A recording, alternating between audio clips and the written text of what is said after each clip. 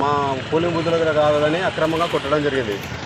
ఎవరైనా టీడీపీ అభ్యర్థులు కానీ వైసీపీ అభ్యర్థులు లోపల వెళ్ళకూడదని మేము అడిగిన దానికి వాళ్ళు దానికి రివర్స్గా వైసీపీ వాళ్ళు టీడీపీ వాళ్ళ దాడి చేసి రక్తం వచ్చేలా కొట్టడం జరిగింది.